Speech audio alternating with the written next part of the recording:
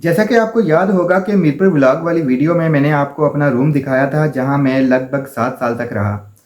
उस रूम के साथ कुछ डरावनी यादों का जिक्र किया था। वो डरावनी यादें कौन सी थीं? आज की इस वीडियो में मैं आपके साथ कंप्लीट स्टोरी शेयर करूंगा। ये बात है 2016 की। मेरे एग्ज़ाम्स चल रहे थे। मुझे आज भी याद है कि मेरा उस दिन एमएमपी का पेपर था। उन दिनों मेरी ये आदत बन गई थी कि जिस दिन पेपर हो उससे पिछली पूरी रात जाकर गुजारनी और पूरी रात सुबह पेपर शुरू होने तक तैयारी करना और फिर पेपर देकर वापस रूम में आकर सो जाना। उस रात भी मैंने ऐसे ही किया। पेपर काफ़ी टफ था तो पूरी रात तैयारी करता रहा और मामूल के मुताबिक पेपर देकर रूम में आकर सो गया। उस दिन मुझे शदीद नींद आई हुई थी, इतनी नींद कि जब मैं रूम में आया तो अपनी चारपाई पर बैठा ऐसे ही मोबाइल इस्तेमाल कर रहा था कि मुझे पता भी नहीं चला कि मैं कब सो गया। जैसा कि आपको पहले भी बताया कि जहां मैं रहता था वो प्लाजा अक्सर वीरान रहता था।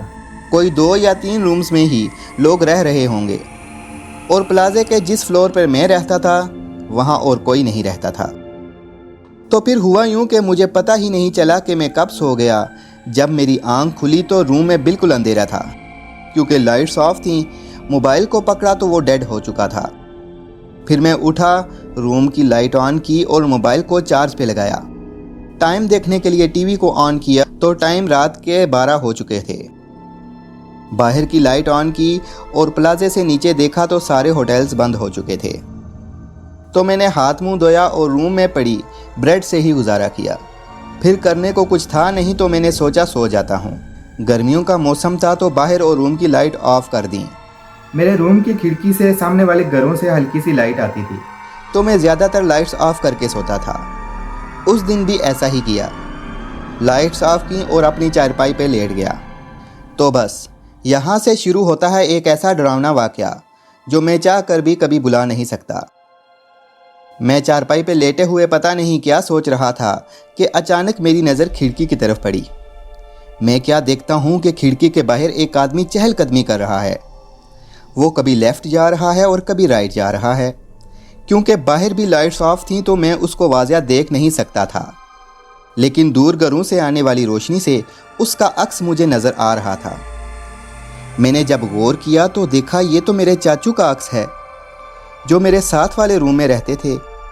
लेकिन फिर मुझे याद आता है कि चाचू को रूम छोड़े और अपने गांव गए हुए तो साल हो गया है। तब मुझे समझ आ जाता है कि ये चाचू नहीं है बल्कि कोई और चीज़ है। मुझे खौफ लगने लगता है। फिर क्या देखता हूँ, वो आदमी का साया रुकता है और वो खिड़की के अंदर दाखिल हो जाता है। तब तो मेरे होश ही उड़ गए। मैं उठने की कोशिश करता हूँ लेकिन उठ नहीं पाता। हाथ पांव हिलाने की कोशिश करता हूँ लेकिन हिला नहीं पाता। सिवाय मेरी आंखों के मेरा पूरा जिस्म मफलूज हो चुका है। बोलने की कोशिश करता हूँ तो आवाज़ नहीं निकलती। अपनी पूरी ताकत से चलाने की कोशिश करता हूँ लेकिन फिर भी आवाज़ नहीं निकलती। इसी कशमकश में मेरी सर वाली साइड से एक काला साया जो उसी आदमी का था जो कुछ देर पहले बाहर घूम रहा था, मेरे मुंह की तरफ आता है जैसे वो मुझे सर वाली साइड से झांक रहा हो। मुझे समझ नहीं आती मैं क्या करूँ।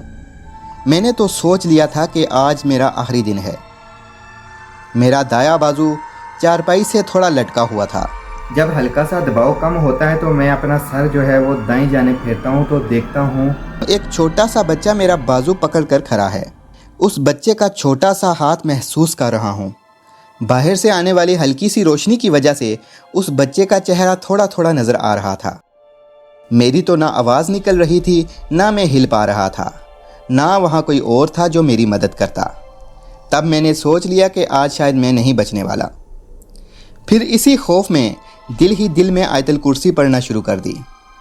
आयतल कुर्सी जैसे जैसे पढ़ता गया तो मेरे जिस्म से बोझ हल्का होता गया और फिर मैं आहिस्ता आहिस्ता हरकत करने लग पड़ा और फिर मेरे जिस्म से सारा बोझ उतर गया तो मैं फ़ौरन बैठ गया।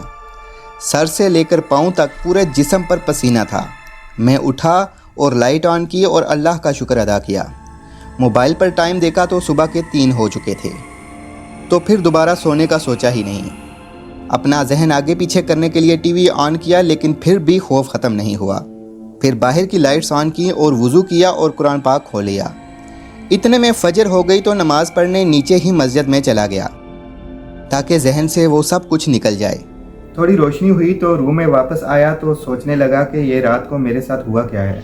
ये चेक करने के लिए थोड़ा नेट खंगाला तो पता चला दुनिया में तकरीबन 55% लोगों के साथ ऐसा होता है और इसे स्लीप पैरालिसिस यानी कि नींद का फालिज कहते हैं।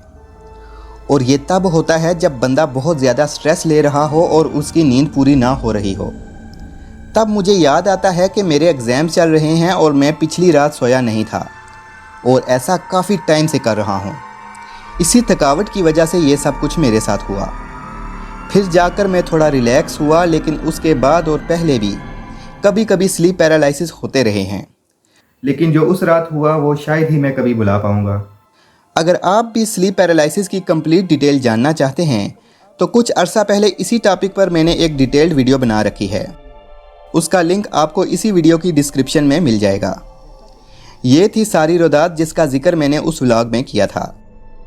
अगर आप चाहते हैं कि इस तरह की मज़ीद स्टोरीज़ आपके लिए लेकर आऊँ तो चैनल को ज़रूर सब्सक्राइब कर लें। और हाँ, अगर वीडियो अच्छी लगी हो तो लाइक भी कर दें। अब मुझे दें इजाज़त। अल्लाह हाफिज़।